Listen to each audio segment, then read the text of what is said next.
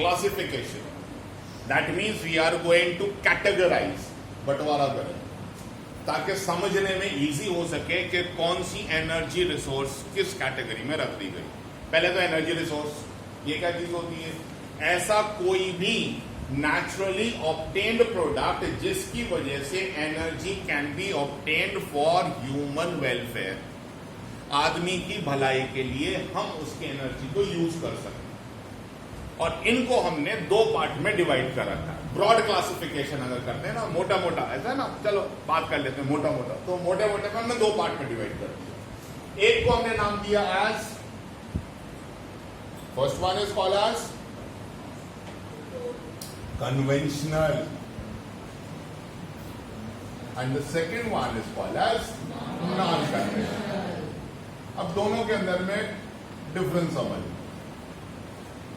Since 400-500 years हम लोग कोलसा use करते रहे हैं।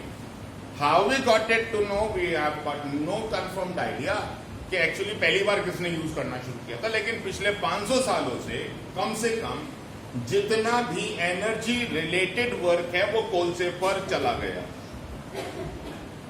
शुरू के अंदर यहां पढ़ाया नहीं गया है जीएससीबी के अंदर में, लेकिन जिसको हम पढ़ते हैं इंडस्ट्रियल रेवोल्यूशन, एक वर्ड आता है, जब पहली बार मशीन्स काम करना शुरू कर दी, तो वो मशीन्स भी चलती किस पर थी? स्टीम पर। और स्टीम बनाने के लिए पानी उकाड़ना पड़ेगा, और पानी उकाड़ने के लिए कोई चीज जलानी पड़ेगी, और जलाने के लिए कोलसा।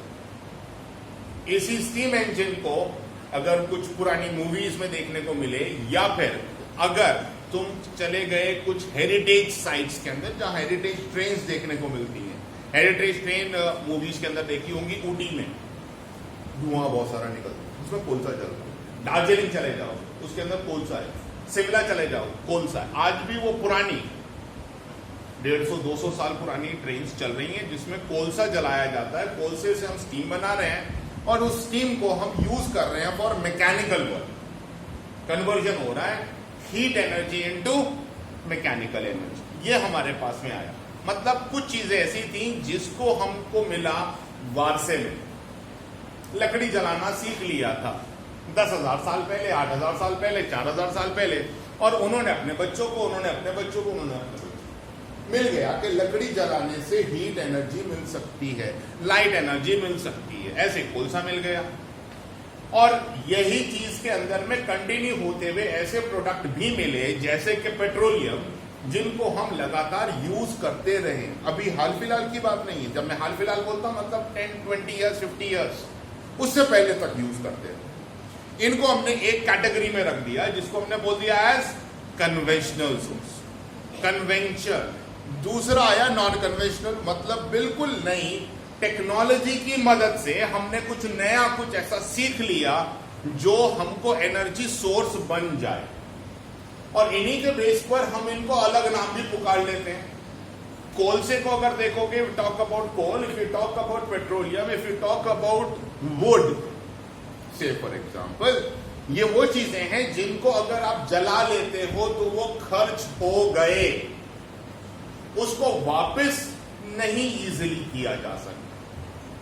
कोलसा जल गया, end product is whatever we got, heat और लाइट। लेकिन कोलसे का एंड रिजल्ट क्या निकल के आया? राख बन गया।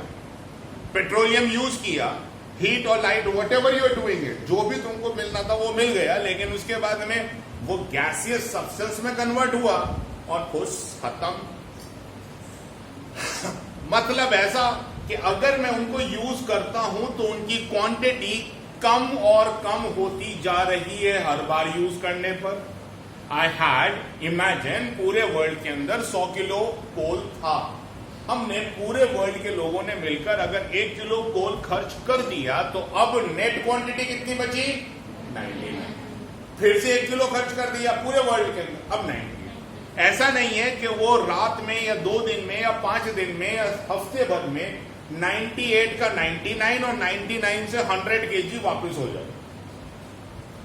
दैट इज नॉन रेप्लिनिशेबल, उसको हम रिप्लेनिश कर नहीं सकते, फिर से भर नहीं सकते। तो कन्वेंशनल सोर्सेज ऐसे सोर्सेज हो गए जिनको एक बार खर्च कर दोगे तो वो वापस नहीं आते दिखते। यूजुअली ये हम सीख लेते हैं, वापस आते नहीं दिखते का मतलब क्या है? On the spot. On the spot means मुझे आज चाहिए उसको यूज करने के लिए, लेकिन आज अवेलेबल नहीं है। तो कब मिलेगा? ये मिलेगा मुझको कुछ कई 25-50 करोड़ साल बाद। उतने मेरी लाइफ है नहीं, तो मेरे लिए तो वो जीरो हो गया। दूसरे ऐसे रिसोर्सेज हैं जिनको हमने नॉन कन्वेंशनल में डाल के रखा, जिनको जितना चाहे यूज कर रहे हो, करने के बाद तुरंत ही वो तुम्हारे को फिर से यूजेज के लिए अवेलेबल हो गए, जैसे विंड एनर्जी। तो विंड एनर्जी ऐसा नहीं है कि आज हवा चल रही थी तो मैंने उसके अंदर में कुछ, जैसे विंड टर्बाइंस होते हैं, आगे जाकर सीखोगे तुम, बड़े बड़े पंखे से लगे हुए होते हैं, वो चल रहे हैं, उसके अंदर इलेक्ट्रिसिटी जनरेट हो रही है। तो आज अगर 15 किलोवाट एनर्जी जनरेट हो गई तो कल उतनी नहीं मिल पाएगी। हवा तो कल भी उतनी चलने वाली है, शायद कम चले, शायद ज्यादा चले, लेकिन चलने वाली है। इसको बोलते हैं परपिचुअल। परपिचुअल का मतलब अनंतहीन, जिसका अंत ही नहीं है। ऐसे सारे प्रोडक्ट्स हमको यूज करने को मिल रहे हैं। ये आ गया नॉन कन्वेंशनल में।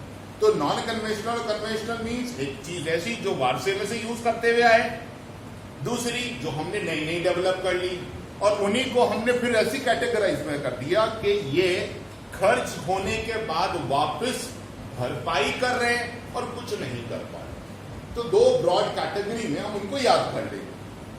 कन्वेंशनल सोर्सेज के अंदर में सबसे पुराने के अंदर, जैसे मैंने नाम दिया था, we are talking about is coal. आएगा, पेट्रोलियम भी आएगा। दोनों केसेस को समझना एक ही बार में इजीली समझ में आ जाएगा। आज जहां तुम रह रहे हो, where you have got the school, your residences, definitely some 100 million years back was jungle. Am I right? जहां कहीं भी आज हो, if you talk about any place on planet Earth with certain exception, जो बिल्कुल सूखा इलाका है उसको छोड़ दो, जो बहुत ज्यादा ठंडा इलाका है उसको छोड़ दो, बाकी सब जगह पर जंगल थे। वो हमने काट दिए, बात दूसरी हो गई। जंगल होंगे तो उनके ऊपर डिपेंडेंट एनिमल्स भी होंगे। यही प्लांट और एनिमल साइकिल हमको ओशंस में भी देखने को मिल रही है। यहां तक समझ में आ गया? अब मैं तुमको लेकर चलता हूं अप्रोक्सीमेटली 350 मिलियन ईयर्स बैक। ये वो टाइम है जिसको हम कार्बोनी फेरस पीरियड बुलाते हैं। लगभग 35 करोड़ साल पहले कंडीशन क्या थी? एक साथ बहुत ज्यादा टेक्टोनिक मूवमेंट हुई। टेक्टोनिक प्लेट्स याद है, 9th के अंदर पड़ी थी हमारे पास में। We had learned about something called as Indo Australian plate, Eurasian plate, African plate, North American plate, South American plate and Pacific plate. ये प्लेट्स हैं जो घूम रही हैं, they are all floating, and whenever they are going to be striking with one another, some devastation, तबाही आएगी। कुछ part नीचे चला गया, कुछ पार्ट ऊपर आ गया, ऊपर वाला नीचे हो गया। एक ऐसा रीजगलिंग सा होता दिखाई दिया धरती के ऊपर। दो लिविंग कंपोनेंट्स हमने याद किए अभी अभी, plants and animals. In tectonic plates की मूवमेंट्स की वजह से हुआ ऐसा, जो हम बिलीव करते हैं कि खूब सारे प्लांट्स एक साथ नीचे चले गए और एक साथ उनको ट्रैप होना पड़ गया नीचे। कहां चले गए? Reorganization of the earth. So bulky areas, thousands and thousands of square kilometers, it just simply went inside and some part came up. It was rejuggling, ऊपर नीचे हुआ, जिसकी वजह से जो प्लांट्स नीचे गए उनके पास में अब हीटिंग इफेक्ट आता दिखाई दे रहा है, which is coming from the interior of the earth, but on the top they don't have something called as oxygen. So there is no combustion taking place. Oxygen नहीं है और हीट कर रहे हो तो क्या होगा? एक छोटा सा एक्सपेरिमेंट है, घर पे कर सकते हो. Take a test tube with a stopper. ये दो चीजें लेनी पड़ेगी आपको और उसके अंदर में कागज के छोटे छोटे पीस करके डाल दो. Put a stopper, but stopper has to be there. What you are going to see as you are going to heat the test tube, the paper which is lying in the test tube, first it changes its color from white, but obvious paper white color में दिखाई देता है, वो थोड़ा सा brown होना शुरू होगा और ब्राउन से ब्लैक हो जाएगा. क्लियर? कागज आप ये बोलोगे जल गया, लेकिन एक्चुअली जला नहीं. जलने का मतलब क्या होता है? खुले में ऑक्सीजन के साथ रिएक्ट करो, वहां राख नहीं बनी. दोनों चीजों में फर्क है. अगर मैं कागज को खुले में जला देता हूं तो मेरे को राख मिलने वाली है. अब मैंने कागज को एक ऐसी कंडीशन में जलाने की कोशिश की जहां ऑक्सीजन नहीं था, तो भी वो कार्बन में कन्वर्ट हो गया और वो ब्लैक. पॉइंट को समझ में आ रहा है? यही कंडीशन अब धरती के नीचे हो रही है, जहां पर कार्बन कन्वर्ट हो रहा है अलग अलग फॉर्म. अगर प्लांट्स को मैं कंबाइन करके एक साथ रख देता हूं तो मेरे पास में एक स्ट्रैटिफाइड लेयर बनती दिखाई दे रही है. स्ट्रैटिफाइड क्यों? एक लेयर, दूसरी लेयर, तीसरी लेयर, चौथी लेयर, ऐसे स्ट्रैटिफाइड लेयर. नाम दे दिया कोल. अगर एनिमल्स को उठाकर देखते हैं जो एक साथ मरे थे, zooplankton is the word we use. Zoo animal, plankton microscopic organism. खरबों एक साथ मरकर नीचे चले गए. माइक्रोस्कोपिक है मतलब खरबों के अंदर में भी तुमको दिखाई नहीं देने वाले, ये मरे. और वही रिएक्शन जो मैंने कोल के लिए तुमको बताया वो हुआ. इनका कन्वर्जन हो गया इन पेट्रोलियम. दो अलग अलग प्रोसेसेस. और दो अलग अलग प्रोसेसेस भी क्यों है? क्योंकि एक एनिमल सेल और एक प्लांट सेल है, दोनों में फर्क है. और वो तुम ऑलरेडी 9th में पढ़ चुके, तो हम उसको ज्यादा डिटेल में नहीं लेते.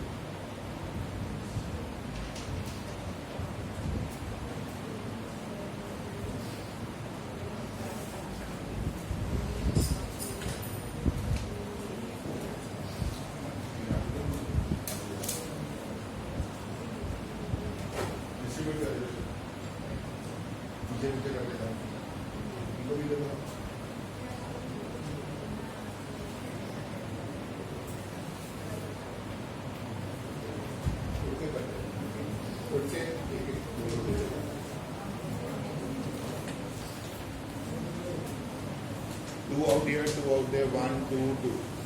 This is how you do it. Here. These are all counted. कम नहीं हो जाना चाहिए.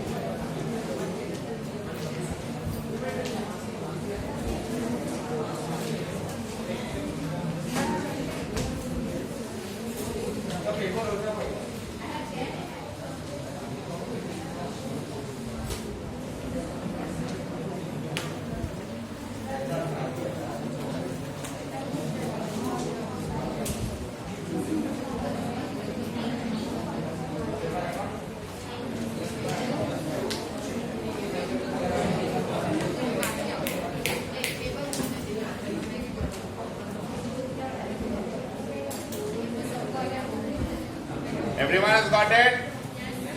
Yeah. Thank you.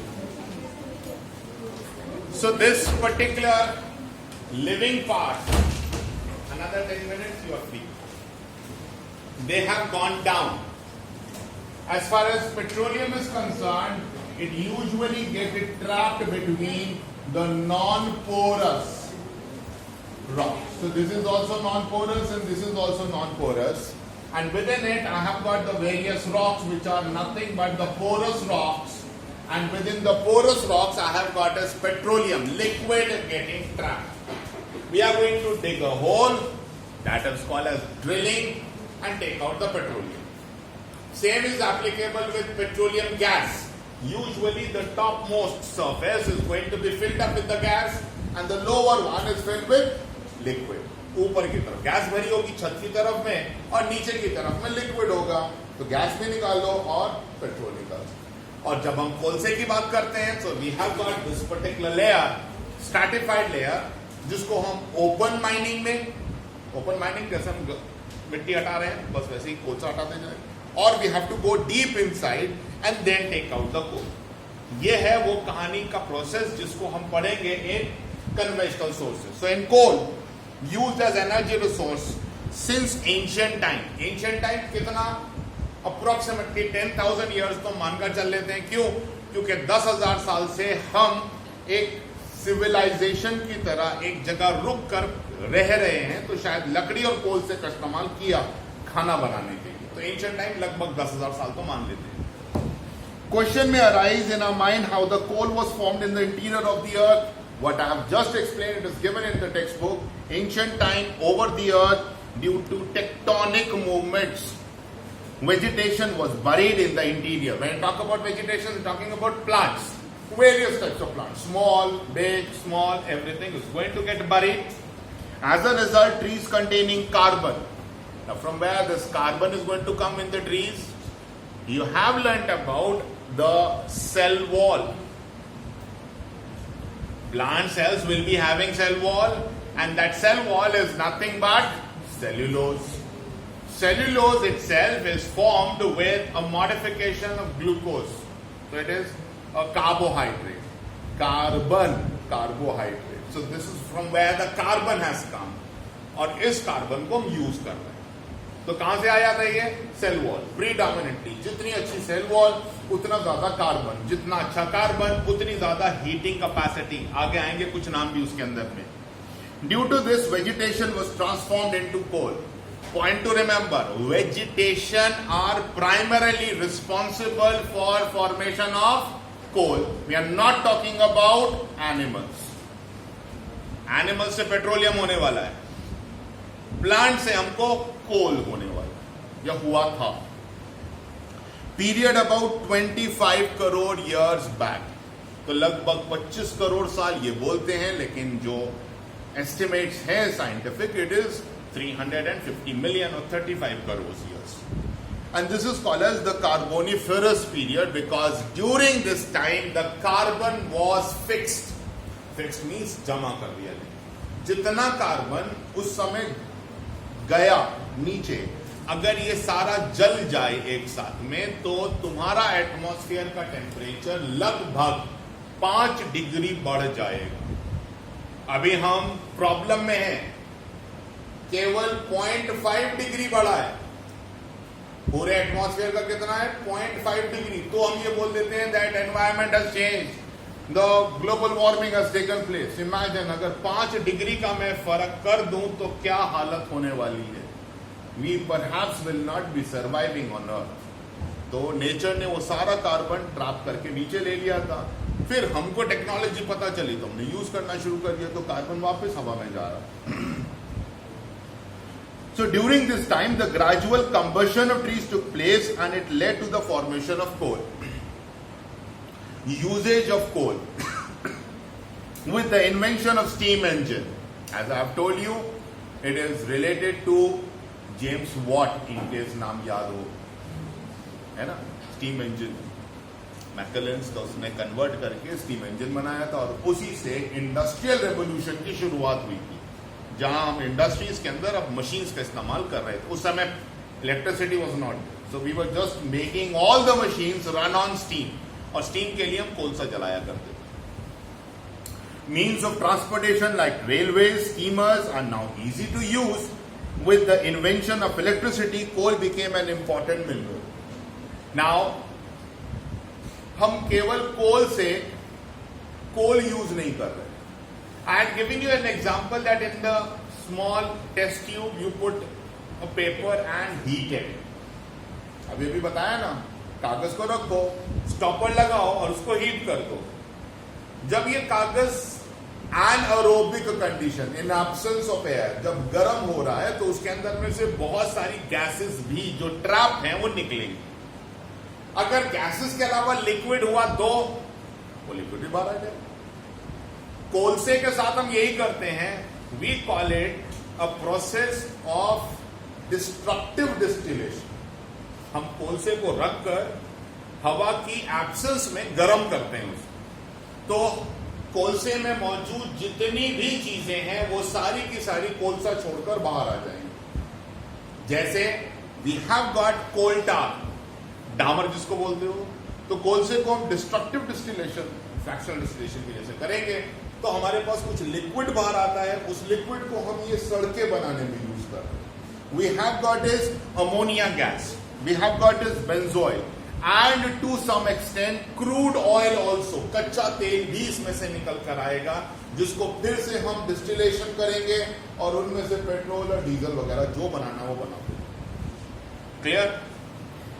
Available from stratified rock. Underline कर लीजिएगा याद रखने के लिए. कोलसा अगर कहीं मिल रहा है तो close your eyes and think about that the rock is a stratified rock, layered rock. किसी और तरह के रॉक के अंदर में हमको कभी भी कोल नहीं मिलेगा. On the basis of carbon content, coal can be divided into 4 types. Where more the quantity of carbon, more good it will be, more heating will be generated. जितना ज्यादा कोलसे के अंदर में कार्बन कंटेंट होगा उतनी इंप्योरिटीज कम होंगी. Impurities नहीं जलाते हम कार्बन जलाते हैं ना. Carbon plus oxygen, exothermic reaction, ऐसा कुछ सीखा था हमने. तो यहां पर carbon plus oxygen, exothermic reaction, जितना ज्यादा कार्बन उतना ज्यादा वो ऑक्सीजन के साथ रिएक्ट कर रहा है. और इन्हीं के बेस पर हमने क्लासिफाई कर दिया. नंबर 1 इज एंथ्रासाइट, 97% कोल. कितना रहेगा उसके अंदर में? 97% तक हमको कार्बन दिखाई देगा. मतलब सबसे ज्यादा कीमती कोई अगर कोल मिलेगा वैरायटी तो वह है एंथ्रासाइट. दूसरे नंबर पर we have got this bituminous coal. It has got